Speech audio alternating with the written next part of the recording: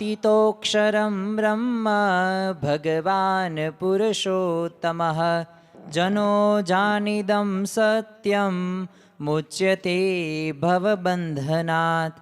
कृपा करो मुझ ऊपरे सुखनिधि સહજાનંદ। ગુણ તમારા ગાવવા બુદ્ધિ આપજો સુખકંદ। ગુણ તમારા ગાવવા બુદ્ધિ આપજો સુખકંદ। શ્રી સ્વામિનારાયણ ભગવાનની જય। અક્ષર પુરુષોત્તમ મહારાજની જય। ગુણાતીતાનંદ સ્વામી મહારાજની જય। પ્રમુખ સ્વામી મહારાજની જય। પ્રગટ ગુરુ હરિ મહંત સ્વામી મહારાજની જય। સુરત અક્ષરધામ મહોત્સવની જય। દરેક દિવ્ય હરિભક્તોને ભાવથી જય સ્વામી નારાયણ। આજનો યોગી પર્વનો દ્વિતીય દિવસ, ગઈકાલે આપણે પ્રથમ દિવસે યોગીજી મહારાજની એ સહનશીલતાના અદ્ભુત પ્રસંગોની વાતો કરી હતી અને એ પ્રસંગો દ્વારા આપણા જીવનમાં પણ ઘણી બધી પ્રેરણાઓ આપણને પ્રાપ્ત થઈ હશે।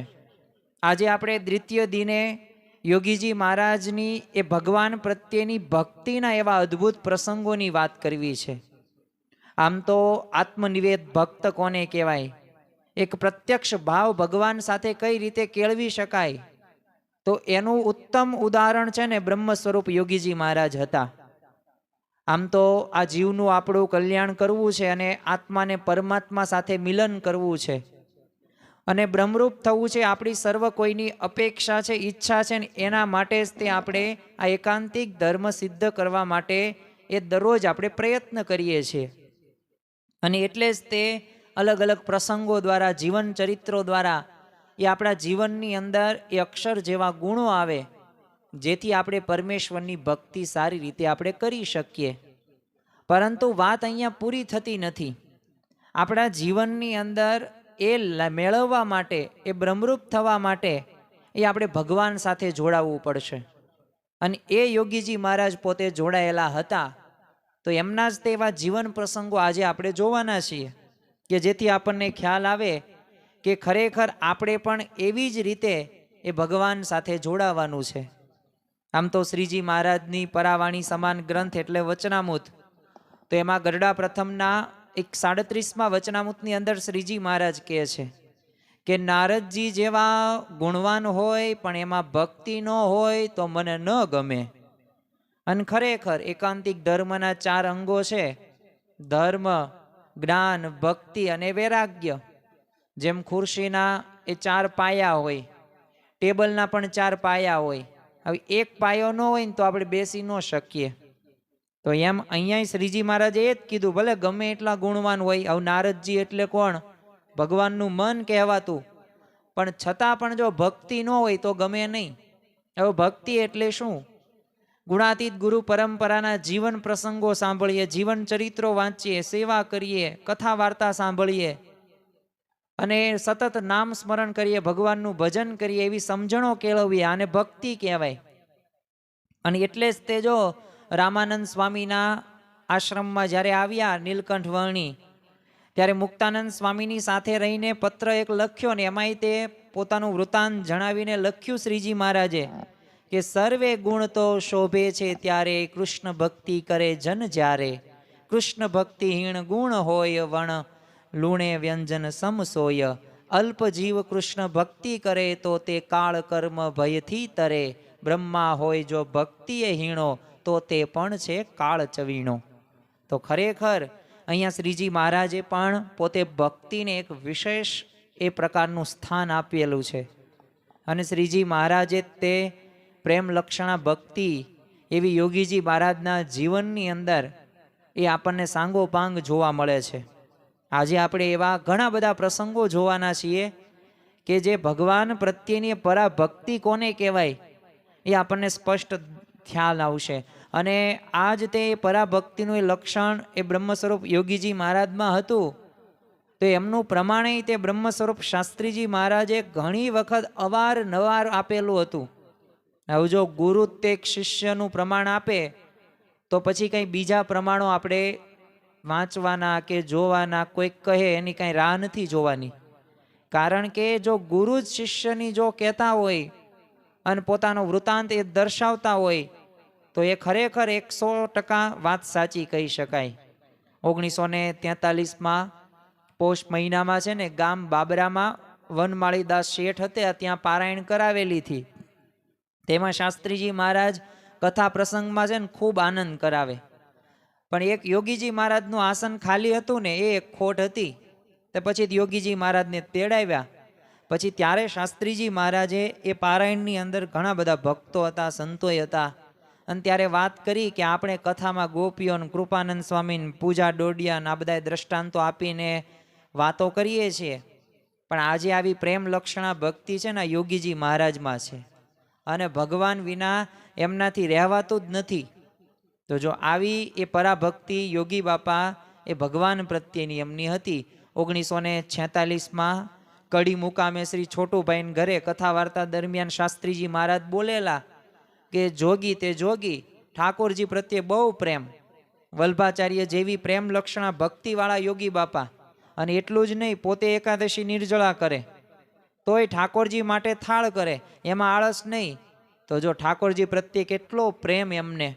જો માણસ આજે જીવતા જાગતા હોય છે ને તોય કોઈ સંતાનો માતા પિતાને સરખી રીતે સાચવી શકતા નથી, પરંતુ એ ભગવાનને એક પ્રત્યક્ષ રૂપે જોવે છે, અને એ ભાવથી સેવા કરવી ને અઘરી બાબત કહેવાય.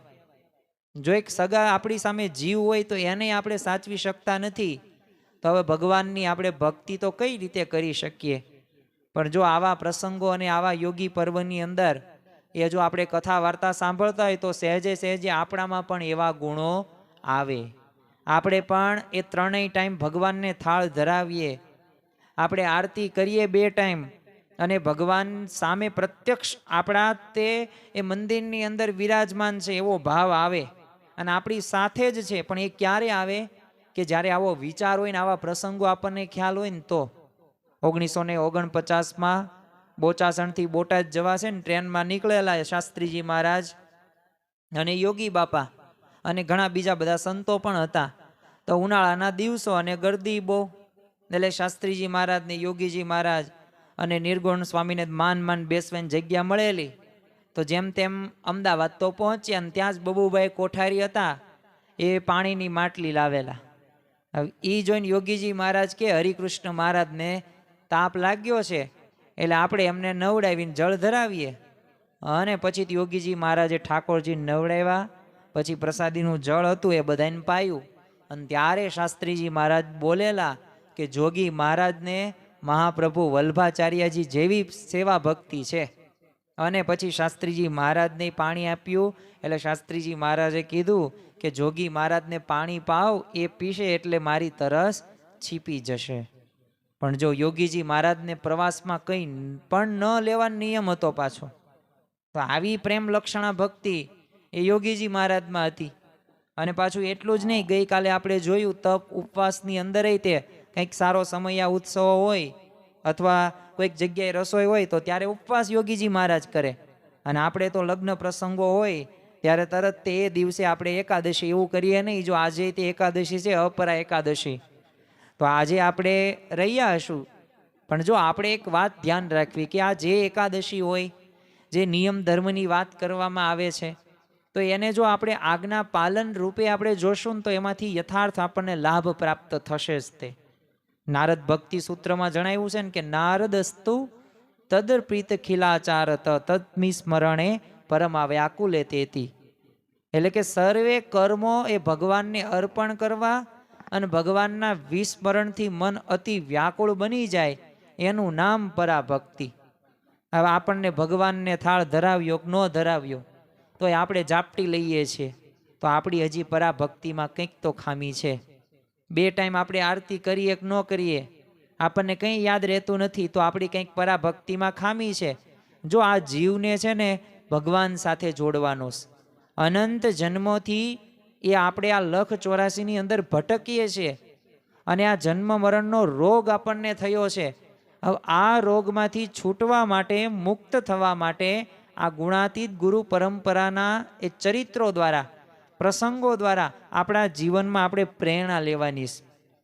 અને આ લોકમાંથી અનાસક્ત થઈને આપણે ભગવાન અને ભગવાનની ભક્તિમાં આસક્ત થવાનું છે.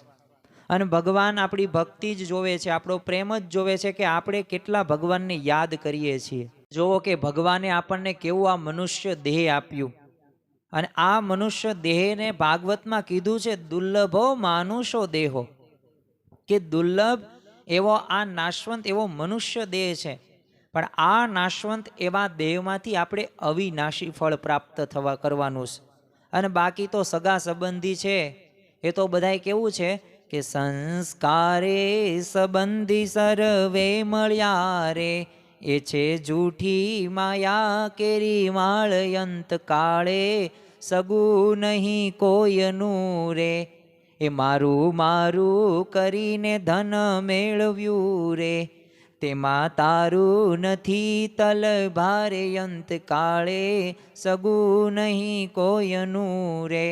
એ આપણે ગમે એટલું ભેગું કરતા હશું પણ એ અંતકાળે કંઈ ધન તલ માત્ર પણ કંઈ કામમાં આવતું નથી. અરે ગમે એટલા સંબંધો તમે સાચવો, ગમે એટલી એ વ્યક્તિઓની તમે તેલ ચાકરી કરો, પરંતુ બધાય કેવા છે, સ્વાર્થ ભરેલો સંસાર છે. આ સ્વાર્થથી બધાય જોડાયેલા છે. સ્વાર્થ જ્યાં સુધી હોય ત્યાં સુધી તમને બોલાવશે, સારા નામથી નહીં બોલાવશે. કંઈક મુશ્કેલીમાં આવી ગયા, હું કોણ ને તું કોણ. એટલે એક વાત આપણે ધ્યાન રાખવી કે આપણે ભગવાન સાથે જોડાવાનું છે. અને આ યોગીજી મહારાજનો પ્રાગોટોત્સવ રહ્યો ને, એમાં આપણે સંકલ્પ લેવાનો, જેવી પરાભક્તિ યોગીજી મહારાજના જીવનની અંદર હતી ને, તો એવી જ ભક્તિ આપણે પણ ધીમે ધીમે ધીમે આત્મસાત કરવાની છે. તમે જો યોગીજી મહારાજ દીક્ષા લીધા પછી જુનાગઢ હતા, તો એ અરસાની અંદર શાસ્ત્રીજી મહારાજનો યોગ છે ને એમને રાજકોટમાં થયેલો. તો અક્ષર પુરુષોત્તમ ઉપાસનાનું પ્રવર્તન શાસ્ત્રીજી મહારાજ સાચા અર્થમાં તો કરી રહ્યા જ હતા. એટલે યોગીજી મહારાજ ને બધા અન્ય સાત સંતોએ છે ને જુનાગઢથી મહાભિનિષ્ક્રમણ કરેલું. અને એ સમયનો એક પ્રસંગ હતી, એ ખરેખર આપણને ખ્યાલ આવે કે એ ઠાકોરજી પ્રત્યેની કેટલી પરાભક્તિ અને કેટલી તૈયારી એ યોગીજી મહારાજે બતાવેલી. તો હવે આ સાત સંતોનું મંડળ છે ને, વહેલી સવાર ખભે જોડીઓ ભરાવીને છેલ્લે છેલ્લે ઠાકોરજીને દર્શન થાય એ હેતુથી ઠાકોરજી પાસે મંદિરમાં ગયા. હવે મંગળા આરતી તો સવાર 5:30 વાગે થતી, પણ બ્રહ્મચારીએ પડદો ખોલીને દર્શન કરાવ્યા અને મંડળ નીચે આવ્યું. તે દરવાજો છોડવાને અંતિમ ઘડીઓ ગણાઈ રહી હતી. અને ત્યારે યોગીજી મહારાજ હજુ કંઈક ઊંડા વિચારમાં ખોવાયેલા હતા ને, તો એમાં સમગ્ર વૃત્તિ છે ને ભંડારમાં રહી ગયેલી અને ઠાકોરજીની મૂર્તિ ઉપર જ એમની કેન્દ્રિત થઈ ગઈ. એટલે પોતે ઉતાવળે ઉતાવળે ભંડારમાં આવ્યા. ગુણાતીતાનંદ સ્વામીએ પૂજેલી આ મૂર્તિની સેવા કૃષ્ણચરણ સ્વામીના 18 સંતોના મંડળમાંથી યોગીજી મહારાજને મળેલી. એટલે એમને મન તો ઠાકોરજી જ સર્વસ્વ હતું. એટલે એમને મૂકીને ક્યાં જવું, એટલે ભંડારમાં જઈને પોતાના પ્રિયતમ હરિકૃષ્ણ મહારાજને એમને સાથે લઈ લીધા. વિચાર તો કરો કેવી પ્રેમની પરાકાષ્ઠા. હવે આવા સમયે વસ્તુ કે પદાર્થ કે વ્યક્તિ આપણને યાદ આવે અથવા કંઈ જ યાદ ન આવે, હાવ આપણું મન રહ્યું ને, આપણું મગજ સ્તબ્ધ થઈ જાય, કંઈ વિચાર જ ન એકીએ. પરંતુ યોગીજી મહારાજને હરિકૃષ્ણ મહારાજ એટલે કે ઠાકોરજી યાદ આવ્યા. આ એમની પરાભક્તિ. કારણ કે હું જીવું છું એને જોઈને, એ છે પ્રાણ મારા દેહ મારે. તો આ પ્રકારની ભક્તિ રહીને એ ખરેખર યોગીજી મહારાજના જીવન પ્રસંગોમાંથી આપણને સ્પષ્ટ ખ્યાલ આવે છે. કારણ કે એમને મન તો મેરો ઈ સર્વસ્વ સોઈ. એકવાર સારંગપુરમાં એવું બન્યું કે મંદિરની બધી મળેલી જગ્યાને છે ને શાસ્ત્રીજી મહારાજ વાડ પોતે કરાવી રહ્યા હતા. હવે કામની સખત ભીડના કારણે 4 સાધુ છે ને કંટાળ્યા હતા, એટલે વહેલી સવાર મંદિરનો ત્યાગ કરીને ભાગ્યા. પરંતુ યોગીજી મહારાજના તો હરિકૃષ્ણ મહારાજને પણ જોડીમ સાથે લઈ ગયા. સવાર યોગીજી મહારાજે જોયું તો ઠાકોરજી ન મળે. તો યોગીજી મહારાજ તો ઠાકોરજીને ન જોયે એટલે પોતે આકુળ વ્યાકુળ થઈ ગયા અને ઠાકોરજી ક્યાં ગયા હશે અને બધે શોધવા લાગ્યા. ને આંખોમાં તો આંસુ ઉભરાઈ ગયા, દુઃખી થઈ ગયા અને પોતે કહેવા લઈ ગયા કે આપણી ભક્તિમાં શું ખોટ આવી, મહારાજ અદ્રશ્ય થઈ ગયા. અને પરંતુ પછી તો વાડમાં જોડી ભરાવાય હરિકૃષ્ણ મહારાજની મૂર્તિ ત્યાં પડી ગયેલી. એટલે કોઈ આ બધા સમાચાર યોગીજી મહારાજને આપ્યા અને ત્યારે આંધળાને આમ રતન જડે ને એવો પોતે અનિર્વચનીય આનંદ યોગીજી મહારાજને થયો અને હાશ પણ થઈ ગઈ, કારણ કે એમને મન તો મેરો હી સર્વસ્વ સોઈ. એ ઠાકોરજી છે ને એમને મતે જ તે સર્વસ્વ હતા. એકવાર ટોરડા ગામમાં છે ને સવારમાં પૂજામાં છે ને હરિકૃષ્ણ મહારાજ આગળ આમ સગડી રખાવેલી, તો ઠંડી ખૂબ હતી. એટલે એક હરિભક્તે કીધું કે બાપા તમે હરિકૃષ્ણ મહારાજની ખૂબ ખબર રાખો છો. અને એ સાંભળીને યોગીજી મહારાજે કીધું કે એવું ન બોલાય, હરિકૃષ્ણ મહારાજના ને એ આપણી ખબર રાખે છે. 1957માં રાજકોટની અંદર તે યોગી બાપા બિરાજમાન હતા, તો એક સંતે છે ને ઠાકોરજીને ઉકાળો ધરાવતા પહેલા છે ને પેંડો ધરાવ્યો, અને તરત યોગીજી મહારાજે કીધું ગુરુ ઠાકોરજીને ઉકાળો મોળો લાગશે, પહેલા ઉકાળો ધરાવો ને પછી પેંડા ધરાવો. હવે તમારે ધ્યાન રાખવું જોઈએ ને. અને ઠાકોરજી તો જમી લે, પણ આપણી ભક્તિ કેવી થઈ જાય, અધૂરી ગણાઈ જાય. આવો ઠપકો, મીઠો ઠપકો યોગીજી મહારાજે એક સેવક સંતને આપ્યો. તો જો કેટલો એમનો ભાવ, આ જ ભાવ રહ્યો ને આ જ પરાભક્તિ રહીને એ પ્રમુખ સ્વામી મહારાજમાં જોવા મળતી, અને વર્તમાન કાળે આપણને મહંત સ્વામી મહારાજના પણ જીવન પ્રસંગો દ્વારા આપણને જોવા મળે છે. તો જો આવો ભાવ રહ્યો ને એ ખરેખર એ આપણે પણ આપણા ઘર મંદિરની અંદર આપણે જે ભગવાનને પધરાવ્યા છે એમના પ્રત્યે આપણે રાખવાનો છે. અનંત જન્મોથી બધી જવાબદારીઓ આપણે નિભાવતા આવ્યા જ છીએ, અને અનંત જન્મોથી આપણે મનધાર્યું જ કરતા આવ્યા છીએ. તો હવે આ જન્મે આપણે ભગવાનને ગમતા થઈએ, ભગવાન અને ગુરુ જેમ કહે ગુરુમુખી થઈએ, ભગવાનમુખી થઈએ, કે જેથી આપણા જીવનની અંદર એ ભગવાન પ્રત્યેનું વિશેષ જોડાણ થાય અને અખંડ ભગવાનની મૂર્તિનું આપણે સ્મરણ કરી શકીએ. અગતરાયના પર્વતભાઈ હતા, પોતે ત્રણેય અવસ્થા, સ્વપ્ન, એ સુશ્રુતિ અને જાગ્રત, ત્રણેય અવસ્થામાં એ ભગવાનની મૂર્તિને જોઈ શકતા હતા. બોટાદના શિવલાલ શેઠ હતા, 3 કલાક પોતે ધ્યાન કરતા, પૂજા કરતા, શ્રીજી મહારાજ એમને એ દર્શન દેવા માટે પધારતા હતા. તો જો આવા ભક્તો રહ્યા ને એમના જીવન પ્રસંગો સાંભળીએ ને ત્યારે પણ આપણને ખ્યાલ આવે કે ખરેખર જો સાચા હૃદયથી જો ભક્તિ કરીએ તો અવશ્ય ભગવાન સાથ આપે છે, આપે છે, આપે જ છે. અને એવી ભક્તિ રહીને એ આપણે કરવાની. આપણે જે જમતા હોઈએ, આપણે જે પીતા હોઈએ, જે આપણે વિચારતા હોઈએ, એ જો ભગવાન સાથે આપણે સંલગ્ન સાથે કામ કરીએ ને તો અવશ્ય આપણા કામની અંદર ભગવાન ભળે છે. પણ જો આપણે ભગવાનને ભૂલીને ગમે તેમ કામ કરતા હોય તો આપણે પછી અટવાઈ જઈએ, મૂંઝાઈ જઈએ, નિરાશ થઈ જઈએ, અને આપણને ધાર્યું જે કામ હોય એ પાર પડે નહીં. તો ભગવાનને આપણે ભેળવીએ ને તો અશક્ય કાર્ય પણ શક્ય બની જાય છે. આપણે એવા ઘણા ઉદાહરણો જોયેલા જ છે કે જે મહાન સંતો ભક્તોના જીવન પ્રસંગોમાં આપણને ખ્યાલ આવે છે. અશક્ય વાતો હોય.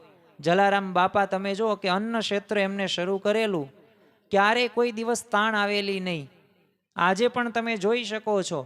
એટલું જ નહીં, આ જલા બાપાનો વાત થઈ, પરંતુ સાથે નરસિંહ મહેતાના જીવન પ્રસંગો સાંભળીએ ને ત્યારે આપણને ખ્યાલ આવે એ ભગવાન સાથે એટલા બધા ઓતપ્રોત થઈ ગયેલા હતા કે ભગવાને દરેક કાર્યો એમના કરેલા છે. અરે એટલું જ નહીં, શબરીબાઈએ સાચા ભાવથી કરેલી ભક્તિ, ભગવાન રામ એ પોતે એમના આશ્રમમાં જાય છે, અને એટલું જ નહીં, હેઠા બોર પણ પોતે જમે છે.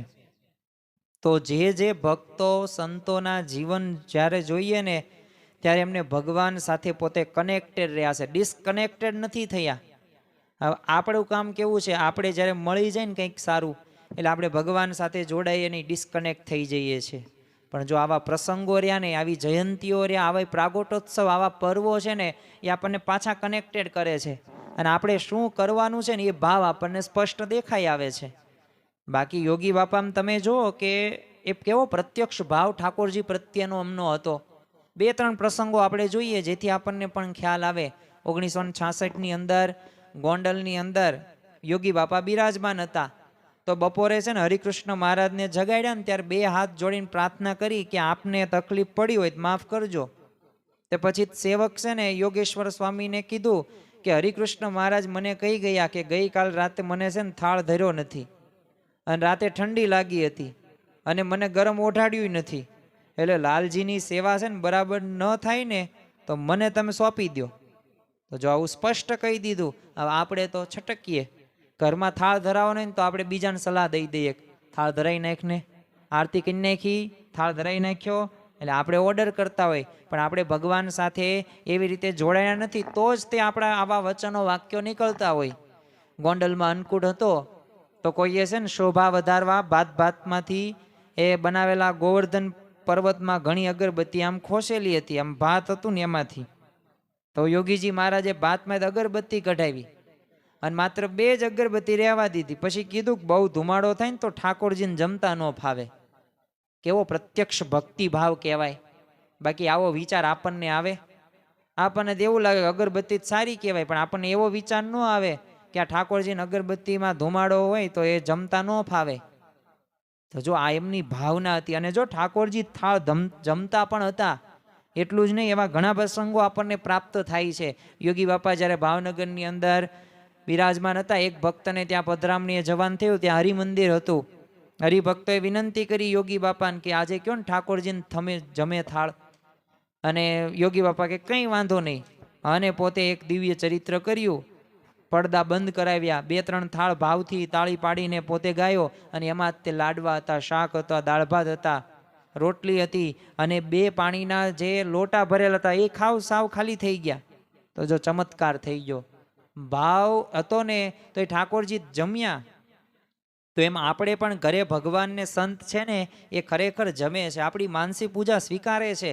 1961માં ગોંડલની અંદર યોગી બાપા બિરાજમાન હતા. તો સંધ્યા આરતી પછી છે ને યોગેશ્વર સ્વામી યોગીજી મહારાજ પાસે આવ્યા, એટલે પૂછ્યું કે આજે ઠાકોરજીને શું ધરાવ્યું છે અને શેનું શાક બનાવ્યું છે? તો એમણે કીધું સરગવાની શીંગનું. તો યોગીજી મહારાજ કે સાંજે એ શાક ન બનાવવાનું, કારણ કે મહારાજ સાંજે થોડો સમય જમે છે અને એમાંય શીંગનું શાક ખેંચીને ખાવું પડે, એટલે કેટલો બધો સમય લાગે. વિચાર તો કરો કેવી સૂક્ષ્મ દ્રષ્ટિ કે એક સરગવાની શીંગનું શાક બનાવ્યું અને એમાંય ઠાકોરજીને વાર લાગે એ ખેંચતા. તો જો આ પ્રકારની એ પ્રત્યક્ષ ભાવ યોગીજી મહારાજ એ ઠાકોરજી પ્રત્યે રાખતા હતા. બીજું એક આત્મનિવેદમ યોગીજી મહારાજ હતા. નવદા ભક્તિમાં એક પ્રકાર કયો છે? આત્મનિવેદમ. શ્રીજી મહારાજે પણ શિક્ષાપત્રીની અંદર જો ત્યાગીના ધર્મોમાં એક આદેશ આપ્યો છે કે અમારે આશ્રિત ત્યાગીઓ છે ને આત્મનિવેદી ભક્તિ કરવી. એટલે અર્થાત શું, કોઈ પણ વસ્તુ હોય, પદાર્થ હોય તો એ બધું ભગવાનને છે ને પ્રથમ નિવેદન કરવાનું અને ત્યાર પછી નિયમ પ્રમાણે ગ્રહણ કરવાનું. અને યોગીજી મહારાજમાં એ આપણને અપાર આત્મનિવેદન ભક્તિ આપણને જોવા મળે છે. ઝાલાવાડમાં એક ગામમાં છે ને યોગીજી મહારાજ વિજ્ઞાનદાસ સ્વામી સાથે ગયા હતા. તો એક દરબારમાં ઘરેથી રસોઈનું સીધું આવેલું, તો બાપુને સત્સંગ નહીં એટલે ભાવ પણ નહીં, એટલે એમના ધર્મપત્નીએ દરબાર સાથે કામ કાચું સીધું મોકલેલું, પણ દરબારથી ઘી લાવવાનું રહી ગયેલું. તો યોગીજી મહારાજે રોટલી બનાવી, પણ ઠાકોરજીને કોરી રોટલી કેમ ધરાવી? એટલે એમણે દીવા માટે જે ઘી આવેલું ને એમાંથી 2-3 રોટલી ઘી આમ ચોપડી ઠાકોરજીને ધરાવ્યું. હવે ત્યારે ઓલા જે દરબાર આવે છે એમને જમવાનું આમંત્રણ આપેલું, અને પછી તો એમને કીધું કે આ મુંડિયાઓ જો આવા જ છે, પોતાની રોટલી હતી એ ઘી વાળી કરી નાખી અને અમારી એમનામ કોરી રહેવા દીધી. અને પછી તો બહુ તે યોગી બાપાને કહે છે ને મારે પણ છે. અને પછી ઘરે જાય છે ને ત્યારે એ દરબારના ધર્મપત્નીએ કીધું કે તમે ઘી જ્યાં લઈ જવાનું હતું ત્યાં તમે લઈ ગયા નથી, અહીં પડેલું છે. ત્યારે અમને ખ્યાલ આવ્યો કે ઓહો કેવા સાધુ છે, કેવા સંત છે. પણ જો આપણને આ પ્રસંગ ઉપરથી એટલી તો ખ્યાલ આવે કે ઠાકોરજીને એ કોરી રોટલી કેમ ધરાવી. એમણે તો આપણે રોટલી હોય એ ચોપડેલી જ ધરાવી જોઈએ. તો આ એમની એક ભક્તિ, ગમે એવા સંજોગો ન હોય પણ યોગીજી મહારાજ ઠાકોરજીની ભક્તિમાં ખોટ આવવા જ ન દે. 1969ની અંદર યોગીજી મહારાજ ગોંડલની અંદર પોતે બિરાજમાન હતા.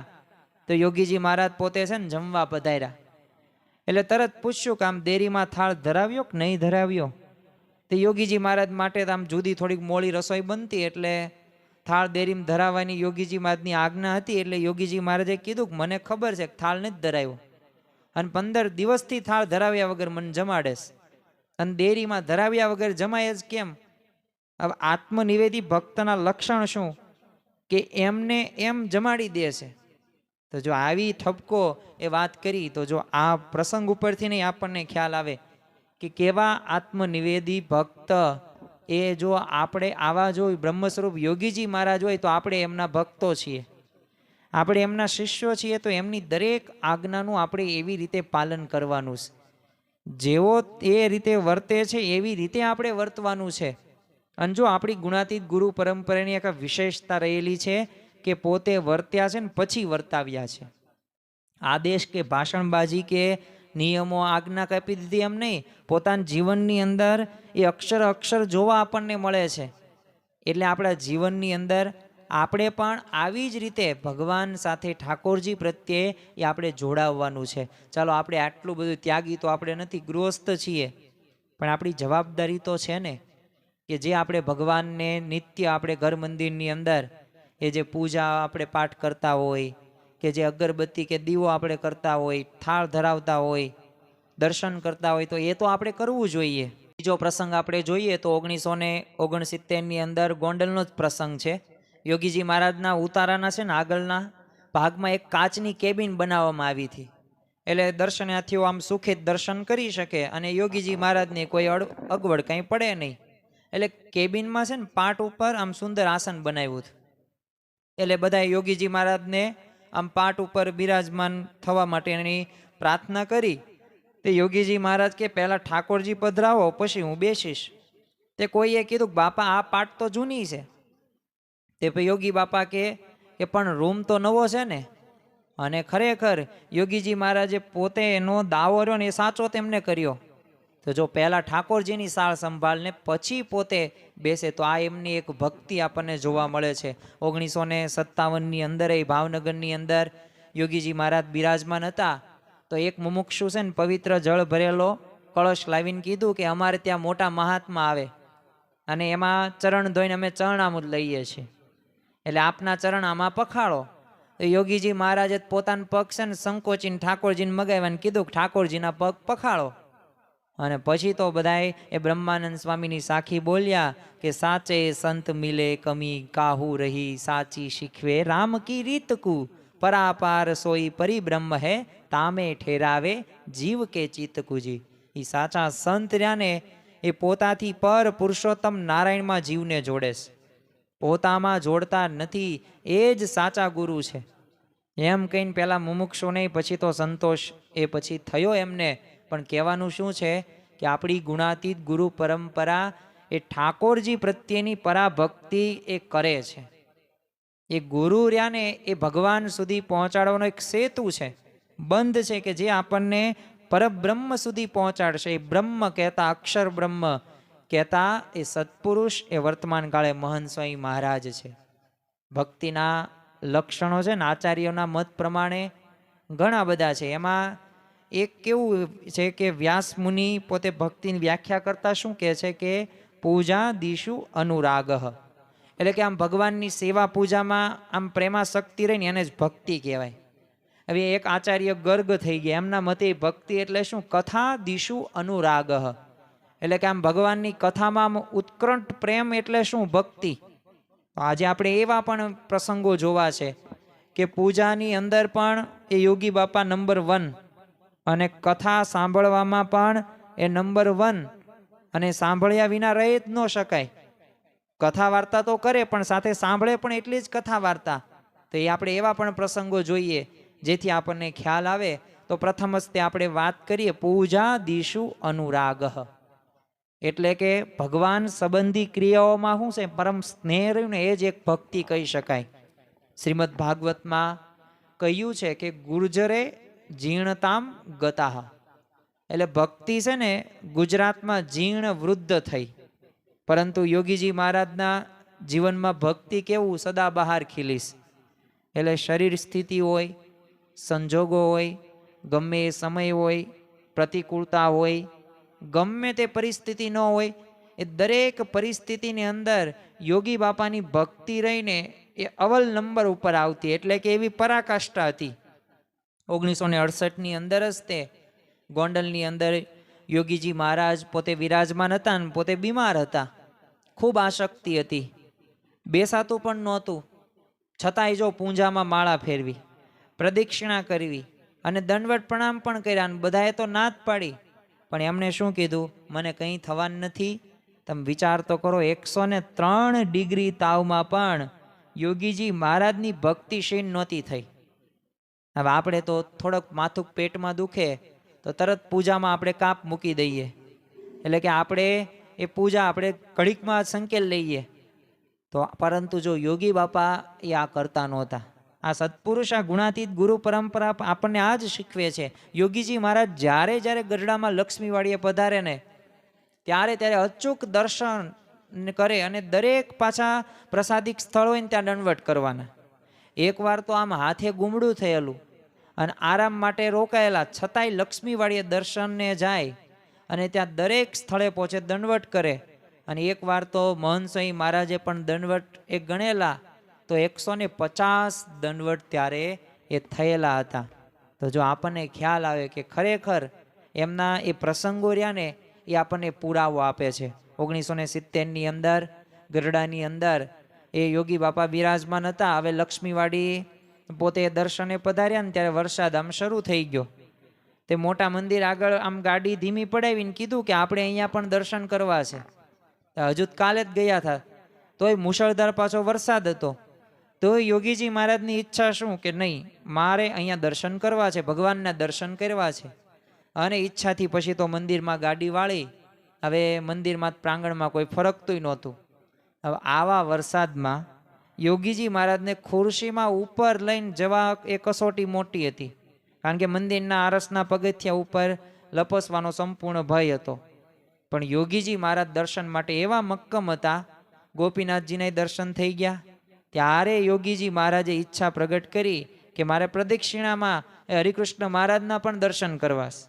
એટલે સંતોએ ત્યાં જોયું ને તો દર્શન તો બંધ હતા. તે ત્યારે નિશાસો નાખતા કીધું કે હશે માનસીમાં આપણે દર્શન કરી લેશું. તો જો 1.5 સૈકા પહેલા ગુણાતીતાનંદ સ્વામી એ વરસતા મેઘમાં શ્રીજી મહારાજની ઝાંખી કરવા નેવા નીચે જેમ ઊભા હતા ને, એ ઇતિહાસ આજે પણ મંદિરમાં જાણે આમ પુનરાવર્તિત થયો હોય ને એવું બધાને ત્યારે લાગ્યું. 1971ની અંદર ગોંડલની અંદર યોગીજી મહારાજ બિરાજમાન હતા. આવું સવારે 9 વાગે યોગીજી મહારાજને હાર્ટ એટેક આવેલો. હવે રાજકોટથી 10 વાગે ડૉક્ટર બક્ષી આવેલા પોતે, તો એમને કાર્ડિયોગ્રામ લીધો. હવે એમાં કમ્પ્લીટ હાર્ટ બ્લોક જ હતી અને એવો રિપોર્ટ એ આવેલો. તો ડૉક્ટર બક્ષીએ તપાસવા માટે યોગીજી મહારાજને જગાડ્યા. તે પ્રથમ શું યોગી બાપા બોલ્યા કે મારે દર્શન કરવા જવું છે. તો વિચાર કરો ઠાકોરજી પ્રત્યે કેવો પ્રેમ. બાકી આપણા જીવનની અંદર કંઈક રોગ આવે, કંઈક એવી પરિસ્થિતિ આવે તો આપણે તો શું તરત તે ભૂલી જઈએ, કંઈ વાંધો નહીં, પછી આપણે વાત. અને આપણને ભગવાન તો યાદ આવે જ નહીં, જમવાનું સમયસર યાદ આવે. 1957માં સારંગપુરની અંદર યોગીજી મહારાજ બિરાજમાન હતા. તો યોગીજી મહારાજને છે ને જમરાળા જવાનું હતું. તો યોગીજી મહારાજનો નિયમ કે જતા પહેલાં ઠાકોરજીને દર્શન તો એ આપણે અવશ્ય કરવા જ તે, અને એવો નિયમ એમને લીધેલો. તો સાંજે 4 વાગે દર્શન કર્યા ને પછી નીચે આવીને બધાને મળ્યા. તે તૈયાર થઈને ઘોડાગાડીમાં બેસવા જતા હતા ને ફરી કંઈક યાદ આવતા એ ઉપર ઠાકોરજી પાસે દોડ્યા ને દર્શનમાં પોતે લીન થઈ ગયા. અને એ જ પાછી તાલાવેલી, એ જ ભક્તિભાવ. પછી નીચે આવીને ઘોડાગાડીમાં બેઠા ને ત્યારે સંત સ્વામીએ કીધું કે આને સત્પુરુષ કહેવાય. પંખા નીચે બેસીને જ્ઞાન કથવાથી કાંઈ ન વળે, આ તો પરાભક્તિ કહેવાય. તો જો આવી રીતે આપણના જીવનની અંદર પણ એ પરાભક્તિ આપણે આત્મસાત કરવાની છે. અને ખરેખર એ ભક્તિ હશે ને ભગવાન તરફનું આપણું અનુસંધાન નિત્ય હશે ને તો જ આપણને શાંતિ એ મળવાની છે. કારણ કે એ ભગવાનના શરણમાં કાં સંતના શરણમાં જ શાંતિ છે. ગમે એટલું ધન સંપત્તિ આપણી પાસે હોય પણ જો ભગવાનની ભક્તિ ન કરીએ, એમના વચન પ્રમાણે જીવન ન જીવીએ તો યથાર્થ રીતે એ શાંતિનો, સુખનો, આનંદનો અનુભવ આપણને ન થાય. આવા તો અઢળક પ્રસંગો એક સાક્ષી પૂરે છે કે ખરેખર યોગીજી મહારાજના ને આવા પરાભક્તિની અંદર લીન હતા. 2 પ્રસંગ જોઈએ આપણે. 1965માં ગોંડલની અંદર એકવાર યોગીજી મહારાજ પોતે મૂર્તિમાં લીન થઈને બોલવા લાગેલા, બપોરે ઊંઘ નથી આવતી, એટલે બધાય મંદિરોની સ્મૃતિ કરવું, ધર્મ, ભક્તિ અને ઘનશ્યામની મૂર્તિ સંભાળવું, અને પછી અમદાવાદ, ગઢપુર, ગોંડલ, સાળંગપુર, અટલાદરા, બોચાસણ બધાય મંદિરોની મૂર્તિ સંભાળવું. અને જ્યારે સુવા જાઉં ને ત્યારે ભગતજી મહારાજ, જાગા ભક્ત, શાસ્ત્રીજી મહારાજ એ બધાની સ્મૃતિ કરું છું. અને ગોંડલના એ ઘનશ્યામ મહારાજની મૂર્તિના દર્શન કર્યા કરું છું. 1970માં ગોંડલમાં યોગીજી મહારાજ સવારે 10 વાગે આરામ કરીને હવે પથારીમાં બેઠા થયા અને વાત કરતા કીધું કોણ કોણ હાજર છે, આવો વાત કરીએ. તે ગુણવંતભાઈ પાસે ગયા ને યોગીજી મહારાજ બોલેલા કે આજે પૂનમ છે અને બોચાસણમાં 10,000 હરિભક્તો આવ્યા હશે, તો ઘનશ્યામ સ્વામી સભામાં બેઠા હશે એટલે પ્રમુખ સ્વામી બેઠા હશે એટલે પૂજન થતું હશે. અને આવી સ્મૃતિ રહે ને અખંડ રહ્યા કરે છે અને એકય સમયો મૂક્યો નથી, પણ માંદા પડ્યા એટલે કોઈ જવા ન દે એટલે સ્મૃતિ કરું છું. તો કેટલું બધું એમને ઈદમ દેખાય, કારણ કે એ કાયમ એ રીતે પોતે એવી રીતે પરાભક્તિથી વર્તે છે. બીજું, જેમ આચાર્ય ગર્ગના મતે ભક્તિ એટલે શું? કથાદિશુ અનુરાગ, એટલે કે ભગવાનની એ કથામાં એવો ઉત્કૃષ્ટ પ્રેમ એટલે કથા, અને એ કથા કર્યા સાંભળ્યા વિના રહી ન શકાય. અને એ એક ભક્તિનું એક લક્ષણ એ આચાર્ય ગર્ગના મતે. તો એ બ્રહ્મ સ્વરૂપ યોગીજી મહારાજના એ જીવન પ્રસંગો દ્વારા આપણને ખ્યાલ આવે. આપણે 2 પ્રસંગો જોઈએ. 1960ની અંદર આફ્રિકામાં યોગીજી મહારાજ બિરાજમાન હતા. હવે યોગીજી મહારાજ છે ને સોલ્સબરીમાં બપોર જમીન રૂમમાં પધારેલા, એટલે જમ્યા પછી યોગીજી મહારાજ થોડીક કથા કરતા, પણ અત્યારે કોઈ હતું નહીં એટલે બહાર આવ્યા અને એક 7 વર્ષના બાળકને રમતા જોયો એટલે એને પ્રેમથી બોલાવ્યો અને કીધું કે આવો વાતો કરીએ. તે પેલો બાળક સામે બેઠો એટલે યોગીજી મહારાજ તો આમ કેફથી મંગલાચરણ કરીને 3 વચનામૃત મોઢે બોલ્યા અને પછી કીધું કે હવે જાઓ. અને મલકાતા મલકાતા યોગીજી મહારાજ પછી રૂમમાં પધાર્યા અને ત્યાં જ વિનુ ભગત અને અરુણભાઈએ કીધું કે આજે તો અમે 3 વચનામૃત મોઢે બોલ્યા છીએ. આમ કહેવાય ને કે આમ જાણે આમ મોટી આમ સભા કરીને કેમ આવ્યા હોય એવા કેપથી યોગીજી મહારાજ ત્યારે બોલતા હતા. અને એ વિનુ ભગત એટલે કે મોહન સ્વામી મહારાજ, એ અરુણભાઈ, એ અત્યારે વર્તમાન કાળે પણ આપણને જોવા મળે છે કે એ પોતે પોતાના મુખેથી આ પ્રસંગોનું વર્ણન કરે છે. એકવાર યોગીજી મહારાજ કંઈક કારણોસર છે ને કથામાં જઈ ન શક્યા, એટલે એ દિવસ નિત્યક્રમ મુજબ એમની નાડીની તપાસ કરવામાં આવી, એટલે નાડીના ધબકારા આમ નોર્મલ કરતા થોડાક વધુ હતા. એટલે સંતો એની વાત કરીને ત્યારે યોગી બાપાએ શું કીધું, ગુરુ આજે કથામાં જઈ ન શકાય એટલે ધબકારા વધી ગયા. વિચાર તો કરો, યોગીજી મહારાજ નામ નાડીને ધબકારાય તે કથાને તાલે ચાલતા હતા. તો આવા તો પોતે કથા વાર્તાની અંદર એ કથાદીની શું અનુરાગ, એ કથાદિશુ અનુરાગ એટલે કથાની અંદર એ પોતે મગ્ન છે. એવા ગુણાતીત ગુરુ પરંપરા, એવા બ્રહ્મ સ્વરૂપ યોગીજી મહારાજ એ આપણને મળ્યા છે, એટલે આપણા બહુ મોટા ભાગ્ય કહેવાય. ખરેખર આપણે એમના ચહેરા સામું જોઈએ, એમની જ્યારે બોધ કથાઓ વાંચીએ સાંભળીએ ને ત્યારે પણ આપણને ખ્યાલ આવે કે ખરેખર એમના અંતરમાંથી એ જે અમી વર્ષા, એ જે વાણીનો પ્રવાહ હતો ને, એટલે જો વાણી અમૃત હર્ષ કરણી, એમની વાણી કેવી છે? તો વાણીમાં મધુર છે, મીઠાશ છે, અને એ મીઠાશ અને મધુરા રહીને એ જ વ્યક્તિને સ્પર્શે છે. અને આપણને એમનું જીવન સૂત્ર પણ જોઈએ ને ત્યારે પણ ખ્યાલ આવી જાય, ભગવાન સૌનું ભલું કરો, ભગવાન ભજી લેવા, આ જ એમના જીવન સૂત્ર સાથે પોતે જીવતા હતા. અને એક મુખ્ય અગત્યની આપણે વાત કરીએ તો ભગવાનના એ કરતાપણાનું અનુસંધાન. આમ તો શ્રીજી મહારાજે અખંડ સુખી રહેવાના 6 વિચારો આપ્યા છે. એમાંનો જ એક આ વિચાર છે કે ભગવાન સર્વ કરતા હરતા છે. આપણા જીવનમાં બનતી કોઈ પણ પરિસ્થિતિ હોય, કોઈ પણ સંજોગ એવો આવે તો એમાં કોણ જવાબદાર છે? આપણે નથી, ભગવાન છે. અને એ કરતા હરતાપણાનો વિચાર જો દ્રઢ હોય ને તો વ્યક્તિ 8 પહોર પોતે આનંદમાં રહી શકે છે. જો આપણું કામ શું છે? કર્મ કરવું, સારામાં સારું કર્મ કરવું, ભગવાનને યાદ કરીને કરીએ, ભગવાનની નીતિ નિયમને આધીન આપણે પ્રામાણિકતાથી, નિષ્ઠાથી, પુરુષાર્થથી કર્મ કરીએ, પણ પછી ફળ રહ્યું ને એ ભગવાન ઉપર આપણે છોડી દઈએ તો એને જ કરતા હરતાપણાનું અનુસંધાન કહેવાય. અને જેને જેને પણ આ કરતા હરતાપણાનું અનુસંધાન રાખ્યું છે તો એ પોતે સુખી રહી શક્યા છે. પરાભક્તિનું આમ કહેવાય ને એક આગવું લક્ષણ કયું?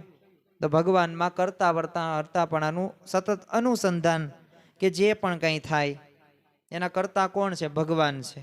અને એવી અતૂટ શ્રદ્ધા રહે ને એ જ પરાભક્તિનું લક્ષણ છે. થોડાક આપણે પ્રસંગો જોઈએ. 1969ની અંદર મુંબઈની અંદર યોગી બાપા બિરાજમાન હતા. હવે અક્ષર ભવનના ભોય તળિયાનો ભાગ છે ને મકાન માલિકે વર્ષોથી ભાડે આપેલો, તો મકાન આપણે ખરીદેલું ત્યારે એ ભાગ છે ને આમ ખાલી કરવાની જવાબદારી યોગીજી મહારાજે મુંબઈના બધા હરિભક્ત હતા હર્ષદભાઈ દવે એને બધી સોંપેલી. ખૂબ પ્રયાસો કરેલા પણ મુખ્ય અધિકારીએ સંમતિ ન દર્શાવી, એટલે કોર્ટમાં જવાનો વિચાર કર્યો તો યોગી મહારાજે તો સાફે નાત પાડી દીધી અને કીધું કે આપણે કોર્ટમાં નથી જ જવાનું, પણ સ્વામી અને મહારાજને અરજ કરીએ કામ થઈ જશે અને આ કામમાં તે મદદરૂપ થનાય. જે અધિકારી છે તેના બીજા ખાતામાં બદલી થઈ ગઈ, એટલે બધું તો બધા વધુ નિરાશ થઈ ગયા કે હવે તો કામ રહ્યું ને એ વિલંબમાં પડશે, જે કામ આપણે ઝડપથી કરવાનું છે નહીં થાય. એ યોગીજી મહારાજને જણાવીને તો તરત યોગીજી મહારાજે શું કીધું, સાહેબની ભલે બદલી થઈ પણ ભગવાનની કાંઈ બદલી થઈ છે? ભગવાન ક્યાં બદલાયણા? કેટલી અતૂટ શ્રદ્ધા કહેવાય. અને ખરેખર ભગવાને નવા સચિવના હૃદયમાં પ્રેરણા કરીને એ કાર્ય હતું ને એ પાર પાડ્યું, અને એ કોર્ટમાં એ પોતે ગયા વગર. તો જો આ કરતા હરતાપણાનું અનુસંધાન. શાસ્ત્રીજી મહારાજે સંકલ્પ કર્યો કે ગઢડામાં ઘેલા કાંઠાએ એ મંદિર બનાવવું છે. શ્રીજી મહારાજે સંકલ્પ પૂરો કર્યો છે તો એ પૂરો કરવો છે. તો કેટલા વર્ષ સુધી એમને રાહ જોઈ, 30-35 વર્ષ સુધી રાહ જોઈ. રાજપાલટો થશે ને થયો. તમે દિલ્હીની અંદર તે પ્રમુખ સ્વામીમાં જે 30-32 વર્ષ ધીરજ રાખી યોગીજી મહારાજે સંકલ્પ કર્યો દિલ્હીમાં યમુના નદીના કિનારે અક્ષરધામ બનશે, બનાવવું છે. ને જો બનાવ્યું, રાહ જોઈ. રોબિન્સવિલ અક્ષરધામ હોય, ઇંગ્લેન્ડનું એ મંદિર હોય, લંડનનું મંદિર હોય. તો આવા તો ઘણા બધા ચમત્કારો એ આપણી ગુણાતીત ગુરુ પરંપરામાં જોવા મળે છે. પણ હા, એક વાત ધ્યાન રાખવી કે ભગવાન સર્વ કરતા હરતા છે. આવી સમજણ રહી ને એ આપણી ગુણાતીત ગુરુ પરંપરામાં એ આપણને જોવા મળે છે. તો આપણે પણ આવી સમજણ આપણે રાખવાની. જ્યારે ગોંડલ મંદિરનું કામ ચાલતું હતું તો હવે ત્યારે એની જવાબદારી યોગીજી મહારાજને શિરે હતી. તો એકવાર કડિયા મજૂરના પગાર ચડી ગયેલા. તે હકા બાપુ આમ હિસાબ સંભાળતા એટલે ચિંતા મગ્ન થઈને યોગીજી મહારાજ પાસે આવ્યા ને કીધું કે સિલકમાં કંઈ નથી તો પગાર કેમ આપીશું આ બધા કડિયાને? તે યોગીજી મહારાજે તો હિસાબનો કાગળ હાથમાં લઈને એમાં લાલ શાહીથી લખ્યું કે હે સ્વામી, હે મહારાજ, હે દયાળુ, આ કડિયાના પગારની રકમ છે ને જલ્દી મોકલી દો, અને આ તો આપનું કામ છે. તો હકા બાપુએ તો આ વાંચીને હસવું આવ્યું. આમાં કંઈ થોડા કામ થતા હશે? અને ત્યાં તો શ્રદ્ધાના ટંકાર જેવો યોગીજી મહારાજનો અવાજ એ સંભળાયો અને કીધું ચાલો બાપુ આપણે અક્ષરદેરીમાં ધૂન કરીએ, સ્વામી હુંડી છે ને એ મોકલશે. અને કાગળ ચરણાવિંદ ઉપર મૂક્યો અને 2 કલાક ધૂન કરી અને બરાબર 12 વાગે રાજકોટથી મોરારજી શેઠ આવ્યા અને કીધું સ્વામી તિથિ બાંધવાની છે, તે લ્યો આ 1300 રૂપિયા. અને હકાભાઈએ તો ઓફિસમાં જઈને પહોંચ લખી આપીને ત્યાં તો વીમા રજિસ્ટરથી એક કવર આવ્યું, ખોલીને જોઈ શાસ્ત્રીજી મહારાજે 2000 રૂપિયા મોકલેલા. તે હકાભાઈએ આ વાત દેરીમાં આવીને યોગીજી મહારાજને કરી. તે યોગીજી મહારાજ હસતા હસતા કે જાઓ તેમાંથી કડિયાના પગાર ચૂકવી દેશો. ગુણાતીત બાપા બેઠા છે, એમની હુંડી નવખંડની અંદર ચાલે છે. જો કેવો કરતા હરતાપણાનો વિચાર. આવો વિચાર આપણા જીવનમાં આવી જાય ને તો આપણે પણ શાંતિથી આનંદથી આખો દિવસ પસાર થાય. પણ જો આ વિચાર દ્રઢ ન હોય ને તો આપણા જીવનમાં અધૂરાય જ લાગે, ખાલીપો જ અનુભવીએ.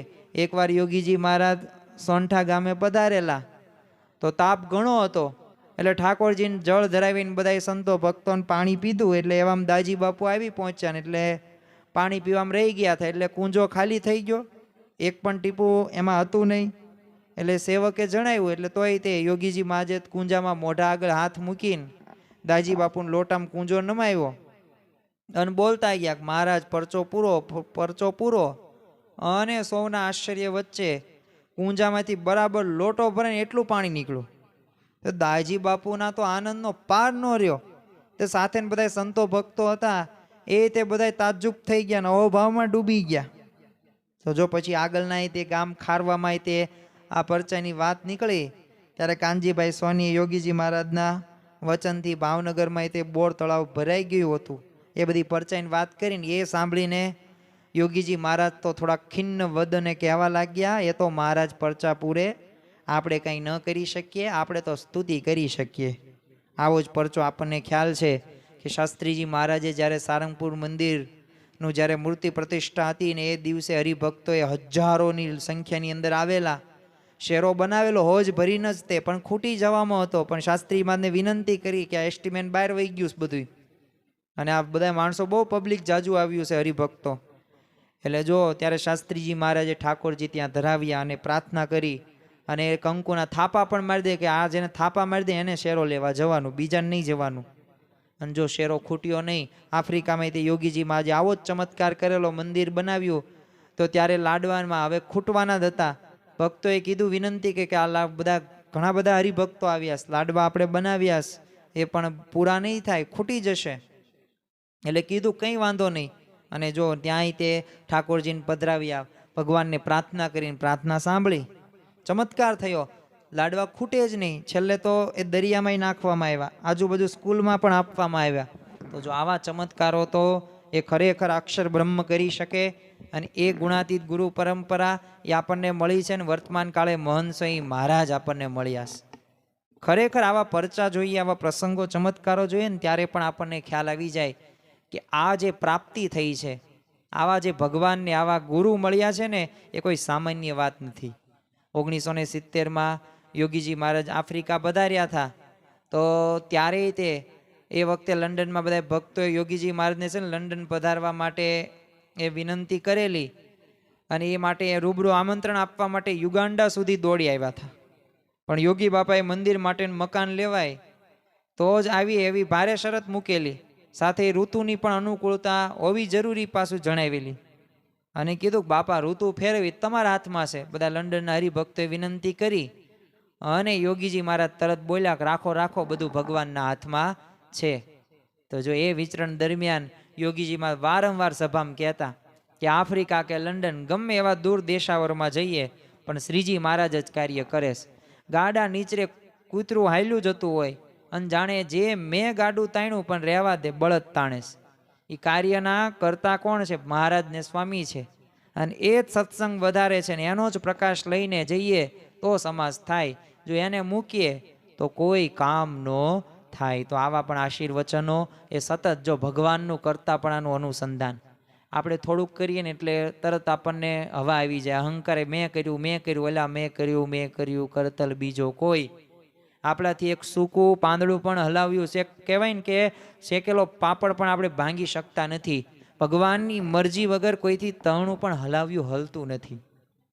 આ ખરેખર આપણને જ્યાં ભગવાનને આ સંત મળ્યા ને એ બધું કરે છે, પણ આપણે છતાં પણ અભિમાનથી આપણે કહીએ મેં કર્યું, હું આટલું ભણ્યો, મારા લીધે જ થયું, મેં જો ન કર્યું હોત તો આ ન થાત.